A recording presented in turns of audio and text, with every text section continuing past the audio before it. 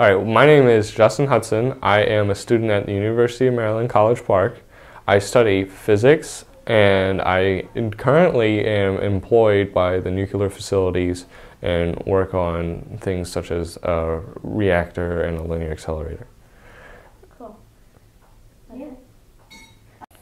So we tried to make a catapult. This is supposed to be a trebuchet, but it doesn't work very well. And the ballista doesn't work very well either. Okay. Okay, so I'll start with our questions. So our first question is, we researched and they say the trebuchet is the most accurate of the projectile flinging weapons, like when you transfer stored energy to the projectile. So is this true, and why does this work? I'd say it's the most accurate because you get the constant weight force of, you say you have your weight here, it doesn't change. Like with our catapult, the tension in the ropes they use would change because each time wouldn't be exactly perfect.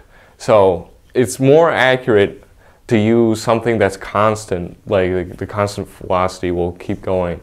So you keep the same trajectory the whole time. And it's more reliable to get the same amount. Say you fill it with rocks, like here, you know, the crew would have X amount of rocks that they'd know would go so far, and they'd keep loading that many rocks into their holding device on the end of the trebuchet, which would send the projectile as far as they needed to. Was there a way to determine the amount of counterweight you'd need? Trial and error. Yeah. Because I remember when I was in high school, I made a catapult, and the way we had to figure it out is using rubber bands, seeing how many rubber bands it would send. So you'd probably use the same thing with the trebuchet. You just keep adding more and less weight. So one of the weapons we're focusing on is the trebuchet, and so you said the trebuchet would be more reliable, but would the catapult or the trebuchet have more power behind it? It depends. You'd use a catapult as more of a short range kind of thing, because the trebuchet can launch rocks really far, and a catapult you'd use it for, it has lower the horizontal distance, well, I should say vertical distance is a lot lower, and I'd use the use for the catapult would be more to take out infantry and maybe smash walls, while the trebuchet was used for counter siege weapons. They'd use it against other siege weapons. And as a fear tactic, they just launch rocks into the towns of the castle, and it just terrorized people. These huge rocks are coming out of the sky, crashing down houses, destroying anything. If they light them on fire, it causes massive fires. It was more of a fear tactic, which also is used today. Warfare is just fear. So when you're speaking of projectiles, besides flaming items, do they use just rocks or other things to be launched? There's been talk of lead shot, when cannons start coming into the pictures, people found them less reliable than, say, the trebuchet. But with the ballista, they'd use bolts. Basically, it's like a crossbow. But I've read things where they said they've used lead shot for catapults or mangonels that shoot multiple rocks. They'd use lead shot, which lead was easy to come by, and it has a low melting point, so it didn't take as much heat to melt lead, and it's easier to cast.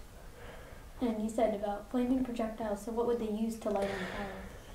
And I would use, the name is, it's you refine fat to make it the oil out of it, and the name is slipping my mind right now. You either use that, you could use whale oil, you could use crude oil, basically anything that's flammable that will stick and controllable, because you don't want the fire to catch your weapon on fire, which would be terrible. Was there a way to waterproof weapons? You could. I like with metals, they blew them to make them rust proof. I assume they had you could soak wood with water so it becomes more fire retardant. That's about all they probably had, or just sheer water standing by.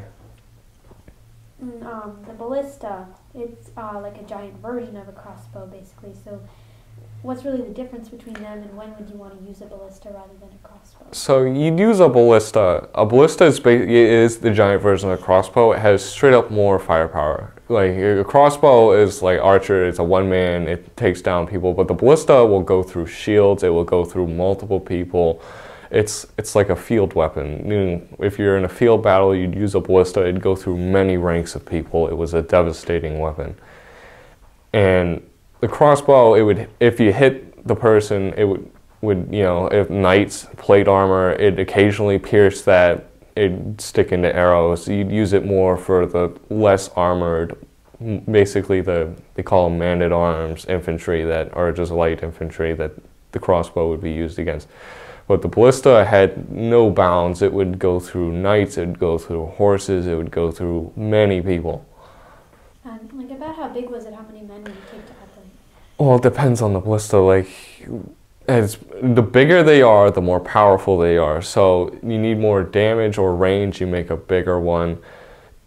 Basically, they have like a simple crank system. So one strong man can just, they crank it back and lock it, which was the glorious thing between the crossbow and the bow is you have it can store energy instead of just having a bow and just releasing it. So you basically just have one or two men cranking this massive tension spring back, and then you lock it till you aim and basically fire. And about aiming, how do they have anything that would like help keep it on target, or any technologies to help better to aim? Not that I know of. It's more of a, like, same thing with the crossbow. You just have to know, like, trial, like, it takes skill. All medieval weapons take skill. And one problem with the ballista is when they fire it, so much energy, it shakes. So they say you can never hit the same spot twice with a ballista because it shakes so much when it fires. But a trained crew could definitely hit people with accuracy. Did it take a lot of training to be able to use one of these accurately? The thing with those is it doesn't take much training. That's a lot of, like, you can read where people complain to the Pope that there's a defined line between, like, honor, which was a big part in medieval society, and weapons like these were considered unhonorable. They saw, like, you know, fighting with swords, axes, and rocks more honorable, and they considered weapons like this just straight out murder because it didn't take much training. You could get the average, you know, peasant to sit a day, practice shooting this device, and then when wartime comes, you get the same people and they just slaughter hundreds of people, and it was, you know, they thought it was just straight up murder. So did they ever adapt their view and view it as more honorable? Well, they all hated it, but it was the kind of thing that they would never be caught without. Because they definitely kept it around because they were very effective. But I guess it's kind of like the sore loser aspect of, like, oh no, all my men are getting slaughtered by this thing, it's evil, it's unhonorable, but when it comes for me to use it, it's awesome. So they use it, but they didn't like the fact that they had to use it? I think it's a double-edged sword. I think they liked it when they used it for themselves, but when it was getting used against them, they hated it. So about battering rams, they'd be used for like attacking closer up, and we noticed that a lot of times they have like a triangular frame to help them steady. Is it just for stability, or does it help in other ways? You'll learn that the triangular shape has a lot of support, and they made these frames basically to put the ram, like the big piece of wood with a nice, you know, heavy piece of metal in the end, and they'd suspend it. And when they would suspend it, now you have the weight of the ram plus the people slamming it behind it. So the triangular frame was really a great way to keep support, and then you could put a roof over it to protect the people under it from arrows and other weapons such as like boiling oil or water or small rocks from like magnetos. So the triangular frame was a nice, I don't know if it was purposeful, it probably was because Pythagoras has been around a long time, since the ancient Greeks. So the strength of triangles is definitely helps stabilize and helps actually like hold the ram up itself. Do you know when the triangular frame would be used? Like, would people mostly use battering rams, and when did they develop this idea of the frame? I am not sure about when, but all the models I've seen, it's basically someone's like, let's make a ram, and then they're probably built trial and error between this engineering. You see which way works best, and you probably did square, circular, and then triangular ended up holding up and keeping around. Would this maximize the power, or would just men be enough? The triangle just helps support it, but when you they would suspend the ram, so you would have the ram's weight and the force of the people behind it. It's like a combined effort between the ram. They would like push and spring back, and then once it spring back, you just push it again. It's a magnificent piece of engineering. Would the ram, would it ever be dangerous to the operators? Very. It's up close and personal. Basically, gates are very protected on castles. They'd have your boiling oil, you'd have people shooting arrows down at you, and they put roofs on them to protect them. And sometimes castles, the garrison will launch a counter siege where people will come out of the castle and attack, say, people on the ram, they get killed, or they'd fight them back, rams torn apart and such. So being that close and personal is very dangerous. Probably a death wish, I would say. And besides, soldiers attacking you, would the ram ever hurt you? If you weren't paying attention, say, if you're ramming it and, it'd take a couple people to use this device, and if you, slip off of it and it hits the gate and then it returns, it could definitely probably knock you unconscious. It's really heavy. It's like getting hit by heavy machinery today. It caused probably serious injury, or if fatal, even if it could just roll over you if you're not paying attention. So you talked about how soldiers would defend just with things like boiling water. Were there any techniques how you could construct a castle to be better suited for an attack? As cliche as it is, moats. Most moats weren't surrounded by water. It was basically a giant hole filled with rocks, and you couldn't really maneuver a battering ram into that. They would literally fill the moat up with dirt to roll. But weapons like the trebuchet was used as a counter siege weapon. So if you see battering rams, they're not moving that fast. You can launch many rocks at it, and the devastating firepower. All you need is one rock to hit it, and it's just done, destroyed. Same thing with other trebuchets. Many castles would have spots for catapults and trebuchets inside the castle to fire back to protect themselves, because there's not much. There was reports in this French town called Toll House where the castle had walls that were fortified with stone and iron, they said, and they would the trebuchet couldn't do anything. So fortified walls, and then the moats definitely kept the initial attack out until they filled it. There's always ways around getting into castles. You can even dig under castles. You can starve them out, and such. So the siege towers, would they just be used to, siege engines, would they just be used to get soldiers closer to the castle, or did they have weapons mounted on them? What was their primary use? Such a massive thing, you could expect ballistas on them, even a catapult on top. I would use the siege tower if there was no moats or the moats were filled. The siege tower was really used for just getting troops over the wall, even to open the gate if they couldn't get the gate open, to let the troops outside flood in. Siege towers were definitely devastating, but an easy target for a trebuchet. So they definitely have to defend themselves appropriately with ballista catapults of the such. And how would they power a siege tower? Physical labor. You'd probably have either horses, ox, actually guys themselves pushing them. Maybe even if they were smart, they'd be inside the actual tower, rolling it along. That's how, basically the only way they knew how to. And so when you're constructing all these weapons, would you have them just bring disassembled materials to the site and build it there, or transport it? So these are huge, heavy, like definitely taking apart or even just building it on site. If you had to the trees there, you'd have your siege engineers there just chop down the trees and build it on site because it was so heavy. So it was just so cumbersome to bring all that material around.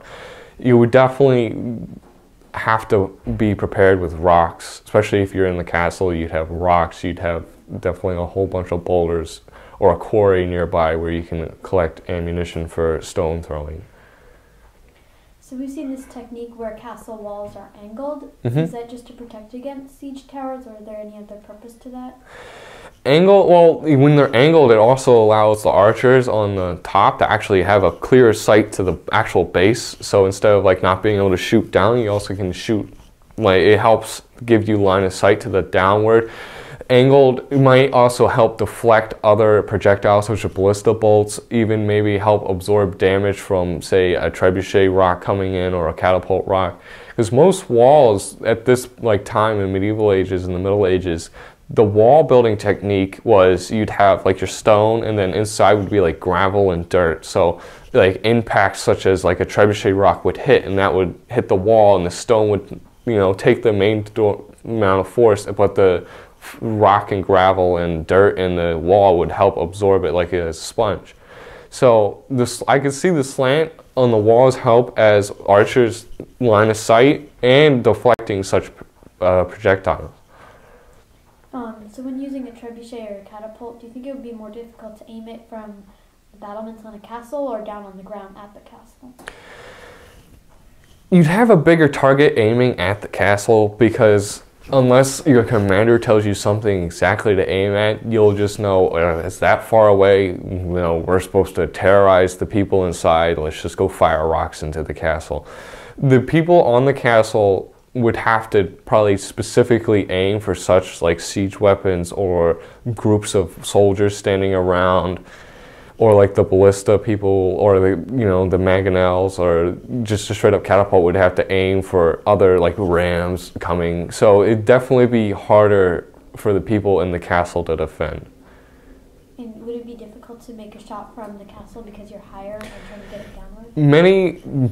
A lot of castle building brought into the idea of where dead spots, like where you can't shoot with a catapult on your towers, would be. So they'd make special like rooms where a catapult would sit in the tower and like have windows open, whether it be square or triangle or semicircle. It would give you like a line of sight to where you can hit, and then they'd probably overlap them with other ones. So like say like there's a catapult here on one tower and a catapult here on the other. The catapult A won't be able to shoot anything that gets too close, but it should cover anything that gets too close to the other side. So we said the ballista or the trebuchet and the catapult are both really powerful by themselves. Do you know if there were ever a weapon that combined tension and counterweight? So the trebuchet eventually like added a sling. Like many movies or videos, games have the sling, and the sling basically was your tension because it'd give you that extra boost where it would sit under, then the counterweight drops and it slings it up, so you get that extra, not just gravity, the potential from gravity, and then you get the stored energy in the sling that would help sling the rock with the force of the gravity pulling it down. So they definitely optimized the trebuchet with both of those forces. So the way we built our catapult, we used rubber bands for the tension, but what sort of material would they have that would provide enough tension? They would use like hair. They've tried like leather, but they used I cannot pronounce it. It's spelled SWINE, something like that, and it's swine or something they call it. And what I think it is like pieces of like goat, or not goat, but like intestines and stuff that were stretchy but very strong. And like they say, in worst case scenarios, they'd use women's hair, horse hair, but the best was the name, I can't say it, but it's the swin or something. Something like that. I mean, it bothers me. I can't say it, but it's that they would use the most, that they said would work the best. And would it be hard to get a hold of these materials? Like, you wouldn't really want to be transporting intestines. Well, they'd basically turn it into rope first. And once you have your rope, you just mount it onto your device, your ballista, and it wouldn't be like everyone had livestock, and they said in worst case scenarios they'd cut the hair off their, like the tails off their horses, or even shave women's heads for their hair. So how would they be able to use hair? How would they get it into thick enough rope? It's with any rope, you start with really fine fibers that are long, and they would just weave it. They would, like you make in regular rope, but you'd use hair. So basically, you know, you keep cording it up, you'd make smaller cords, and then you'd braid them into larger cords till eventually you get it to the size you need. So as like technology develops, they start to use firepower instead of siege weapons. So how did this like affect the use of siege weapons? Did people just stop using it, or was it very gradual, the change? So when cannons basically started coming around, they first found them unreliable. Gunpowder was very tricky, very dangerous. Eventually, like, some trebuchets were just as efficient as early cannons, to when cannons started becoming more accurate, more deadly, and eventually start taking over. Gunpowder started becoming very available. And when weapons like the Great Bombard, what the Ottomans used to take Constantinople, a cannon so massive it could only fire 3 times a day. Siege weapons with their basic physics that they knew were unmatched to such firepower, like compared to the Great Bombard, which was a massive cannon. So firepower definitely started taking over when people realized it was more efficient and it required a lot less training, and basically could outdo standard siege weapons. So with the trebuchet, I'm sorry, I just forgot the question. It's okay. Oh yeah, so you said the bigger it is, the more power it had. So would there be any limit to how big you could get one of these weapons?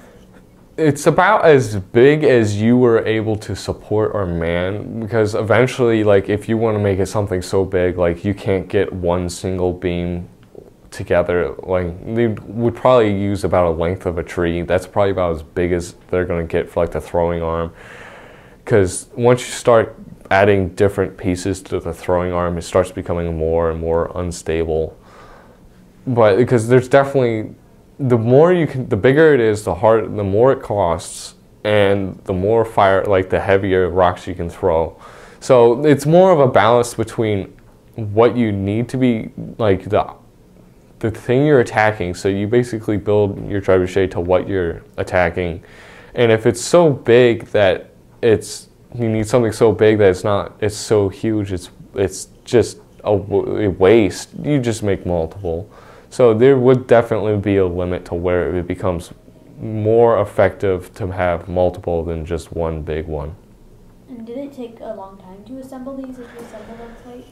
A trained crew could assemble it probably if you had, say, all the pieces cut out of the wood and everything, it'd probably take 12 hours, if not shorter. But if you had to build it from scratch, it'd probably take a couple days. And sieges normally took a long time. So a couple of days may seem like a long time, but a siege could last as long as years. So if a siege lasted that long and you're using intestines or body parts as tension, they'd have to probably be replaced often. Would it be hard to find replacements? That's when, like, people would use hair, like they, cut the hair off of their horses' tails. But that was really just used for the ballista. But eventually, like, if the sieges last that long, that's going to be the least of their problems. They got to worry about starvation, dehydration, disease. Normally, because a lot of the sieges didn't involve any violence. It was just, I'm going to sit out inside of your castle and not let you get supplies until you surrender.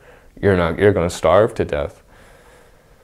And so when they're first arriving, would they just like try and get lucky with whatever projectiles they find, or would they have a way of carving it out to the perfect size? Normally, you could find a quarry. They'd probably have a lot of stonemasons on hand to carve out rocks. And eventually, if you're that desperate, you could just find, go to a cliffside and mine out a boulder that's appropriate size and just hope for the best. Because the smoother it was, like round-wise, the more aerodynamic it was. So if you use something that was very not symmetrical, like you'd have a weird trajectory and won't give you the accuracy that they would have with a standard like round object. And so if it was hard to get a good projectile, they probably only have a few shots.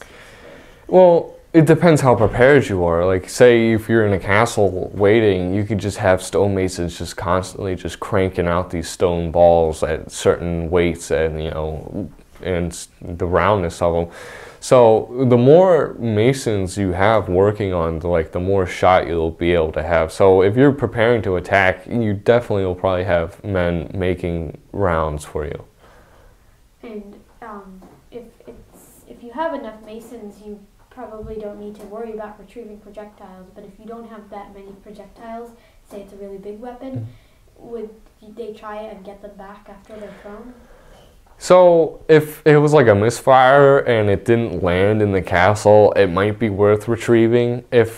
But normally if you get too close to a castle, you're just going to get hit by a barrage of arrows. But after the battle's over, normally if the only way for such a rock to survive something like that is if it landed in grass or mud, and they probably wouldn't be intact after that point.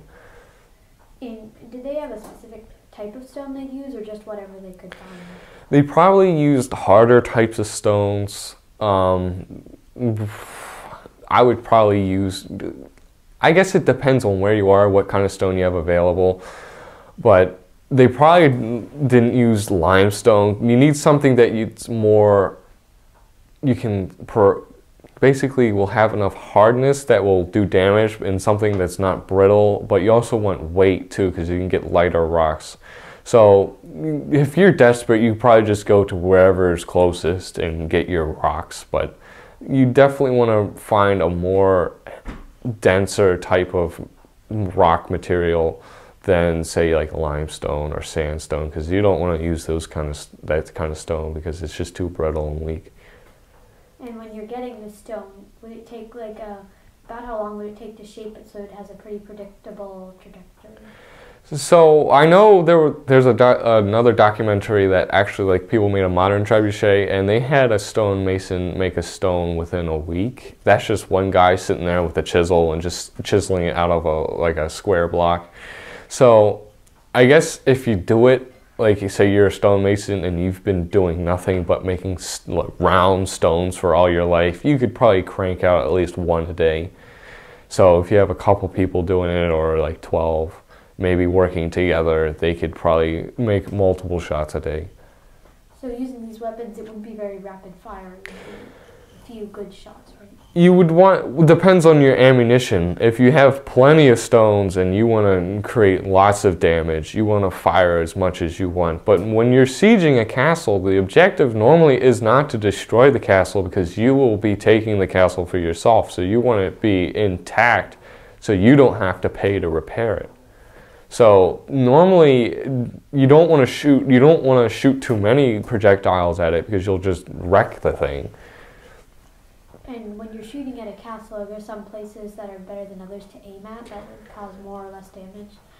Yes, I'd aim for the gate. That'd be the easiest thing. Normally they're made out of wood. Fire on wood, is devastating. Many fortresses have lost themselves to fire because the gate burned down and everyone just flooded in and killed everybody. But you definitely, aim for lower parts of towers, so they can crumble easier. Lower parts of walls so they can crumble, and if they crumble enough that your guys can climb up and get over without wasting too much time sitting there, that's where you want to aim. Or you aim for things such as wooden targets, because those stones will just go right through wood. So you fire into the castle, not onto the wall, but so you can inflict casualties on people. it's depending on like the objective of the siege. If you want to inflict heavy casualties or just to scare them to surrender. And if you're trying to preserve the castle, would you just want to throw it inside at the people or try the walls, or would that create too much damage if you want to use the castle in the future? I would definitely shoot inside because repairing walls is very expensive. Many, like if you just compare it to like the Great Wall of China, it's very expensive and it's very hard on people. Like they say the Great Wall of China is the biggest graveyard in the world because just the people would just throw the bodies into the wall because it was so hard work to build walls. So I would definitely try not to hit the walls or the towers or the main keep. Definitely aim inside to where you're not inflicting damage on anything that's important, but enough to cause damage and help the progress along in the siege. And if the castle builders decided they want to build really thick walls to stop projectiles, would thick walls really do much to help against the projectiles, or would they be pointless? Well, it depends what projectile. Like if you want to make thick walls, eventually, like if you just pound away at it, it'll eventually crumble. But like if you reinforce it, if they want to waste a lot of money, they'd put it like iron reinforcement in it, and then that it would hold off, and then probably the people who are sieging the castle would just get demoralized and say it's just a waste of effort. And I mean, it'd be worth it, but there's definitely a boundary to way too much fortification and not enough fortification. So when you get to where it's too much, and it's just a waste of money at that point. Okay. I think that's all the questions I have. Do you want to add anything? Yes. What? Well, we forgot to do this at the beginning. We forgot to ask name, where you go to school, Tennessee University of Maryland, what you, what you study, and I guess we can just put this at the beginning. yeah. Yeah. Okay. Okay. One last question. We've mentioned the trebuchet, the siege tower, the catapult, and the ballista. But are there any other siege weapons that you find interesting that we haven't mentioned? I've heard things of what they call a powder cart, which is basically a big keg of gunpowder that they would try and get to, say, the gate, and they would like light a fuse and just run. It'd be like just like a bomb, and it'd just blow open the gate. Probably the best type of siege weapon I would call is starvation. You just cut off the supplies, like, because some castles are like up on a mountaintop and you just can't get siege weapons, like you can't siege it, it's too high. So you just cut off their supplies. That's the kind of sieging that would basically be the long staring contest to see who can have the best supply route, because if the castle has no supply, they'll eventually run out of water and food. And then the early versions of biological warfare, when the plague started coming around, people would fling plague-ridden bodies into the castles.